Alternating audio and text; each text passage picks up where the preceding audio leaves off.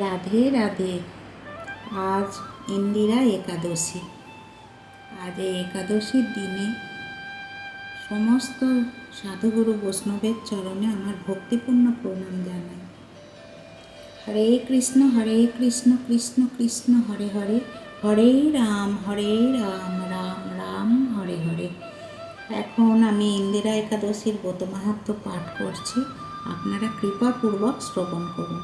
মহারাজ যুধিষ্ঠির বলিলেন, হে মধুসূদন, আশ্বিন মাসের কৃষ্ণপক্ষে একাদশীর কি নাম তা কৃপা করে বলুন।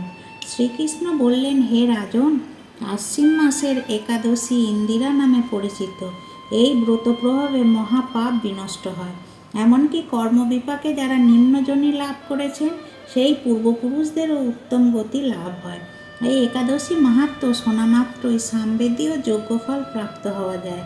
হে রাজন, মাহিষ্মতি নগরে ইন্দ্রসেন নামে এক প্রসিদ্ধ রাজা ছিলেন। ধর্মবিধি অনুসারে রাজ্য পালনে তিনি বিশেষ খ্যাতিসম্পন্ন ছিলেন। তার বিপুল ধনসম্পত্তি ছিল। পুত্র পৌত্রাদিসহ তিনি সুখে রাজ্য পরিচালনা করতেন। বিষ্ণুভক্তি পরায়ণ সেই রাজা নিরন্তর শ্রী গোবিন্দের নামগানে মগ্ন থাকতেন। একদিন রাজা সুখে রাজসভায় বসে আছেন। এমন সময় দেবর্ষি নারদ স্বর্গ থেকে সেখানে এলেন।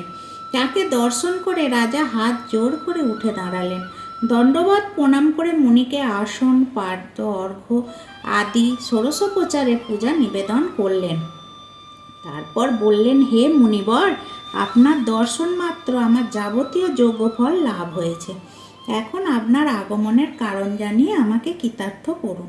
দেবর্ষি নারদ বললেন, হে মহারাজ, অতি বিস্ময়কর এক কথা শ্রবণ করুন। আমি একসময় যমলোকে গিয়েছিলাম। সেখানে যমরাজের সভায় বহু পুণ্যকারী আপনার পিতাকে দেখলাম। ব্রতভঙ্গ পাপে তাকে সেখানে যেতে হয়েছে। হে রাজন, আপনার পিতা যে সংবাদ প্রেরণ করেছেন আমি এখন তা আপনাকে বলছি। তিনি বললেন, হে ঋষিবর, মাহিষ্মতি ইন্দ্রসেন রাজা আমার পুত্র। তাকে বলবেন যে আমি বহু পুণ্য অনুষ্ঠান করলেও কোনো কারণবশত যমালয়ে আসতে বাধ্য হয়েছি। আপনি কৃপা করে তাকে সর্বপাপনাশক ইন্দিরা একাদশী ব্রত পালন করতে বলবেন। সেই ব্রত প্রভাবে আমি নিষ্পাপ হয়ে স্বর্গলোকে যেতে সমর্থ হব। এই কথা জানাবার জন্যই আমার আগমন। হে রাজন, আপনার পিতার মঙ্গল বিধানে আপনি যথাবিধি ইন্দিরা ব্রত পালন করুন। রাজা জিজ্ঞাসা করলেন, হে দেবর্ষি, সেই ইন্দিরা ব্রতের বিধি কি? কোন তিথি বা কোন পক্ষে একাদশী ব্রত করা কর্তব্য তা কৃপা করে আমাকে বলুন। দেবর্ষি উত্তর দিলেন, হে মহারাজ, আশ্বিন মাসের কৃষ্ণপক্ষে দশমীর দিন শ্রদ্ধা সহকারে প্রাতঃস্নান করবেন।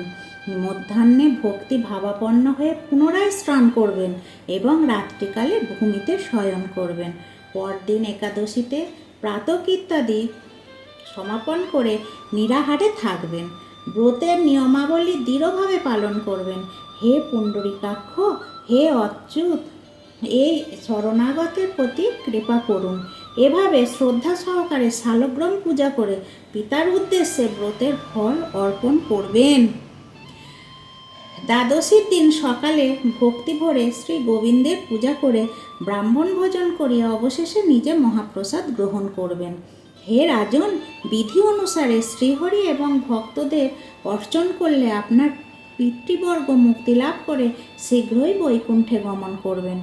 রাজাকে এই উপদেশ দিয়ে দেবর্ষি নারদ প্রস্থান করলেন।